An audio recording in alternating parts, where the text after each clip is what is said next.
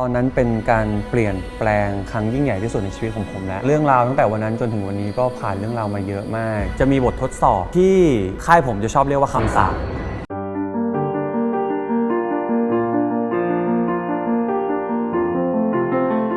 สวัสดีครับสวัสดีแฟนๆแพรแมกกาซีนทุกคนนะครับคริสพิรวัตรครับตอนนี้เหรอครับก็ชีวิตก็อยู่บ้านเลี้ยงแมวอยู่กับเพื่อนๆมีน้องชายคนใหม่ใช่ครับผมแล้วก็มันก็เล่นเกมบ้างแล้วก็ถ้าเป็นเรื่องงานช่วงนี้ก็ได้ทำคอนเสิร์ตเยอะขึ้นครับได้ร้องเพลงเยอะขึ้นได้ปล่อยเพลงเยอะขึ้นครับ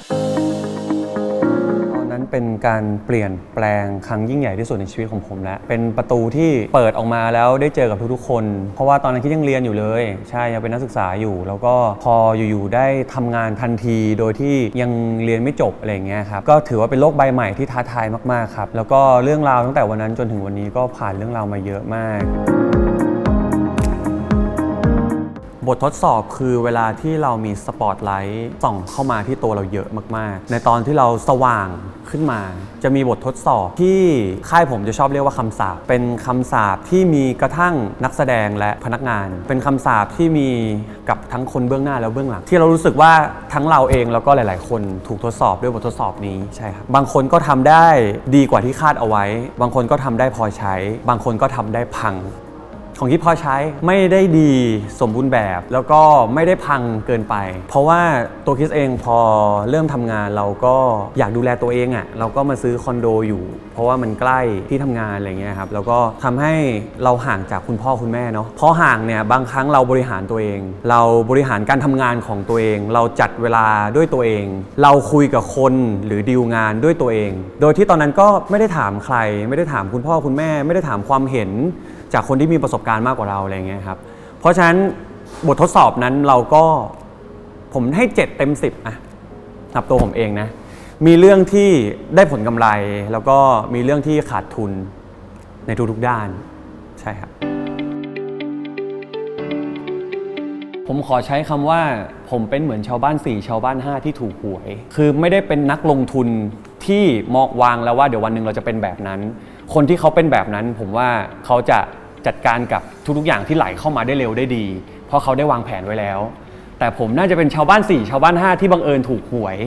เพราะฉะนั้นการจัดการของผมก็คือเอาตรงหน้าให้ได้ให้ผ่านไปได้อะไรเงี้ยเพราะฉะนั้นมันเลยไม่ได้รับมือได้ดีมากไม่ได้รับมือได้เพอร์เฟกต์ทุกครั้งเละบ้างดีบ้างใช่ครับตามภาษาชาวบ้าน4ผมรู้สึกว่าโอเคที่ทุกอย่างมันเกิดขึ้นย้อนเวลากลับไปก็อยากให้มันเป็นแบบนี้แหละเปลี่ยนจากหน้ามือเป็นหลังมือเนี่ยอันนี้ต้องขอบคุณแฟนคลับคือเรื่องการใช้ชีวิตทั้งของผมเองแล้วก็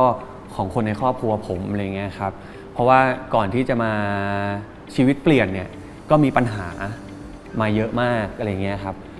ขอบคุณที่ทำให้การเปลี่ยนแปลงวันนั้นน่ะมันขจัดความทุกข์หรือว่าปัญหาหลายๆอย่างในบ้านเรา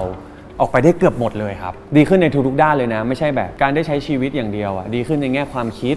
ดีขึ้นในแง่การทำงานที่ทำให้เราโตขึ้นเป็นผู้ใหญ่มากขึ้นอะไรเงี้ยครับตอนนี้ก็รู้สึกว่าโอเคผ่อนคลายสบายๆได้ครับเมื่อก่อนไม่รู้ว่าแปลว่าอะไรแต่พอมารู้ความหมายแล้วผมรู้สึกดีในแง่ที่ว่าหลายๆคนจะไว้ใจเราในการทำงานเวลามีงานยากๆเวลามีงานใหม่ๆอย่างตอนที่ได้เป็นพิธีกรครั้งแรกหรืออะไรแบบนี้ครับผมจะรู้สึกว่าผมได้รับความเชื่อใจจากผู้คนเพราะคำนี้แหละแต่ปัญหาที่ตามมาและเป็นข้อเสียมากๆคือบางทีอะไรที่มันมากเกินไปหรืออะไรที่มันน้อยเกินไปมันก็ไม่ดีเสมออะไรเงี้ยครับมันต้องรู้จักความพอดีบางทีเครียดเกินก็ไม่ดีกับสุขภาพเราเองบางทีจริงจังเกินลดละไม่ได้เลยก็ไปกดดันกับคนทำงานข้างตัวเราอะไรเงี้ยครับครั้งแรกที่ทำให้ผมรู้สึกเชื่อคำนี้ว่าผมอาจจะเป็น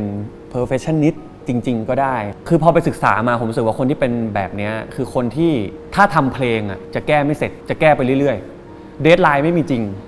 จะทำไปอีกจนเขาจะคิดว่ามันไม่ดีสักทีผมเคยรู้สึกอย่างนั้นเพราะว่าผมทำเพลงเองในช่วงหนึ่งแล้วตอนนั้นมีพี่แกงส้มมาดูให้แล้วด้วยความที่พี่แกงส้มมาเปลี่ยนมุมมองบางอย่างในเพลงเราแล้วเราแบบไม่ได้แล้วแบบมาเปลี่ยนอะไรขนาดนี้เนี่ยผมก็เลยใช้วิธีการผมเชื่อพี่แกงมากๆพี่แกงอยากเปลี่ยนอะไรเปลี่ยน แต่ผมขอเพิ่มบางอย่างที่ทำให้ผมรู้สึกสบายใจขึ้นตอนนั้นดนตรีมีทั้งหมด116ลายครับจาก40ผมเปลี่ยนจนแบบพอมาฟังอีกทีว่ะอ้าวขอกลับไปแก้ใหม่อะไรเงี้ยมันจะไม่จบไงมันแบบผมส่งงานไม่ได้อะไรเงี้ยครับก็เลยโอเคมันคงจะเป็นแบบนั้นจริงๆเพราะว่าอะไรที่ผมอินมากๆอย่างเช่นการทำคอนเสิร์ตหรือเอเชียทัวร์อย่างเงี้ยครับผมพิมพ์เองแม้กระทั่งสคริปต์ตัวอักษรแรกถึงตัวอักษรสุดท้าย LOL คอนเสิร์ตแฟนโทเปียอะไรเงี้ยครับผมคิดคิวเองแม้กระทั่งผมต้องเปลี่ยนเสื้อผ้าตอนไหนอะไรอย่างเงี้ยครับคือผมลดละไม่ได้เลยว่าผมขอเข้าใจทุกอย่างตั้งแต่กอไก่ถึงหอนกฮูกอะไรอย่างเงี้ยครับเลยรู้สึกว่าโอเคน่าจะเป็นอย่างที่เขาพูดแหละอะไรอย่างเงี้ยครับคือถ้าเป็นเมื่อก่อนน่ะคิดรู้สึกว่าคิดอยากทำให้ครบทุกอย่างเลยตอนนั้นเคยตอบไปที่ไหนไม่รู้จำไม่ได้แล้วว่าอยากจัดรายการวิทยุเหลืออย่างเดียวที่ยังไม่ได้ทำอะไรอย่างเงี้ยครับแต่ว่ารู้สึกว่าโค้งนี้จากการที่เราสัมผัสจากน้องๆรุ่นใหม่ๆเด็กๆรุ่นใหม่ๆอะไรอย่างเงี้ยครับผมว่าผมควร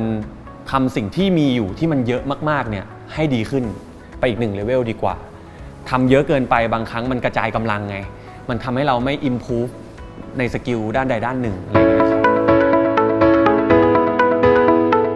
จริงๆหลายคนเข้าใจว่าคิดเข้มแข็งมากนะแบบไอคิดมันเก่งไอคิดมันได้อยู่แล้ว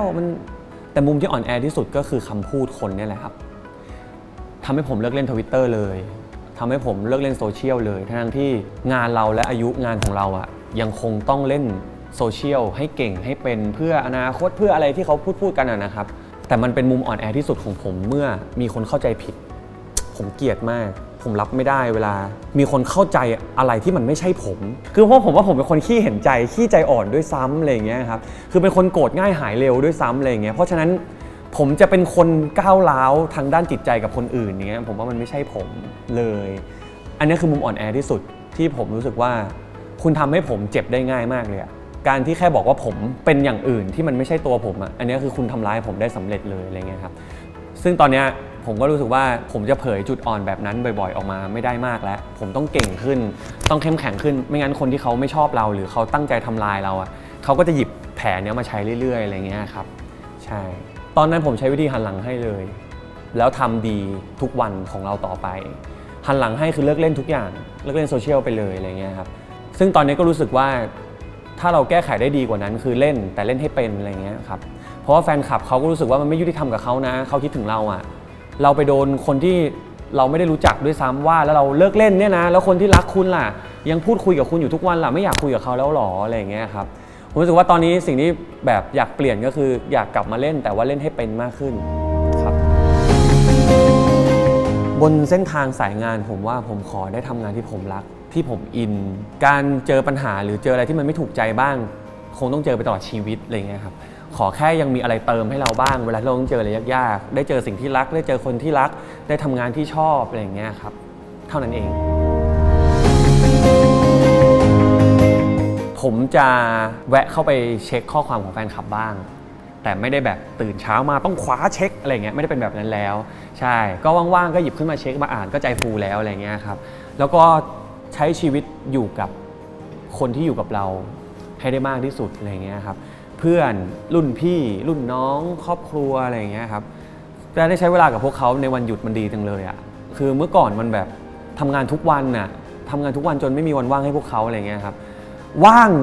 ไปเลย 4-5 วันอย่างเงี้ยแล้วผมได้แบบไม่คิดอะไรเลยแบบอยู่เฉยๆอยากทำอะไรก็ทำอะไรเงี้ยครับอันนี้คือความสุขมากๆในช่วงนี้อะไรเงี้ยสิ่งมหัศจรรย์ที่8ของโลกคือแมวสำหรับผมทุกอารมณ์ของผมคิดไปเองผมคิดไปเองว่าแมวมันเดาได้ผมคิดไปเองว่ามันเข้าใจผมว่าผมพูดอะไรอย่างเงี้ยครับมันเลยผมไม่เหงาเลยคือไม่มีใครไม่มีแฟนไม่มีความรักไม่มีเพื่อนไม่เหลือใครเลยเหลือแมวโอเคคือเขาเข้าใจผมเหมือนเขาสื่อสารกับผมยังไงก็ไม่รู้แมวมันสุดยอดจริงๆนะแบบผมต้องการแล้วมันมาพอดีอะไรอย่างเงี้ยครับใช่คือคนชอบบอกว่าแมวแบบเดาทางไม่ถูกแมวเอาแต่ใจแมวเรียกก็ไม่มาอะไรอย่างเงี้ยแมวผมประหลาดหรือเปล่าไม่รู้นะแมวผมเรียกแล้วมาแล้วผมก็นอนกับแมวทุกคืนไม่เคยมีเสียงหนึ่งเลยดีกว่าครับใช่ผมเลยมีเสียงเดียวแต่เป็นเสียงสองแบบพุโตหิวแล้วยังลูกมาโอ้ทำอะไรอยู่อะค่ะมานี่นะมาเฟนทำอะไรอยู่ลูกค่ะโอ้มานี่มาเร็วมาเฟนอย่างเงี้ยทั้งวันคุยกับแมว เป็นบ้าแล้ว บทเรียนอย่างหนึ่งเกี่ยวกับการทำงานนะผมรู้สึกว่าการเป็นเป็ดมันก็ดีในยุคนี้มีแต่คนบอกนะเป็นเป็ดดีนะอะไรอย่างเงี้ยครับแต่ขอเป็นเป็ดที่เก่งขึ้นทุกวันเพราะว่าเราไม่รู้เลยว่าเรามัวแต่จะทำให้มันได้หลายๆอย่างอะบางทีคนคนเดียวทำได้อย่างเดียวมันนำเราไปไกลสุดขอบในแบบที่เราตามไม่ทันแล้วอะผมรู้สึกว่าการที่เราทำหลายอย่างมากเกินไปคนจำเราไม่ได้ด้วยซ้ำว่าเราคืออะไรคนไม่รู้ด้วยซ้ำว่าคุณคืออะไรอย่างเงี้ยครับอันนี้คือบทเรียนในชีวิตผมในด้านการทำงานที่รู้สึกว่าโอเคผมรู้สึกว่าผมต้องจริงจังกับอะไรเป็นอย่างๆให้มากขึ้นไม่ใช่จริงจังกับทุกอย่างเพราะมันจะทำได้ไม่ดีแล้วก็สุดท้ายก็คืออะไรที่เกินความพอดีมักไม่ดีเสมออันนี้ใช่เลยครับอยากพูดว่าคิดให้น้อยลงอยู่กับปัจจุบันให้มากขึ้นให้ได้จริงๆสักทีเลิกเอาคำพูดของคนทั้งโลกมาเก็บแล้วแบ่งเชื่อผมรู้สึกว่าผมเป็นอย่างนั้นจริงๆแล้วผมเชื่อแต่คำพูดไม่ดีอะคำพูดดีๆผมไม่เชื่อผมเชื่อแต่คำพูดที่บอกว่าผมไม่ควรทำอย่างนั้นผมไม่ควรทำอย่างเงี้ยอันเนี้ยเชื่อแล้วรู้สึกว่าเบาลงหน่อยอย่าเก็บ negative thinking ทั้งหมดมาไว้กับตัวถ้าจะเก็บ positive ให้มากกว่าใช้ชีวิตให้พอดีครับ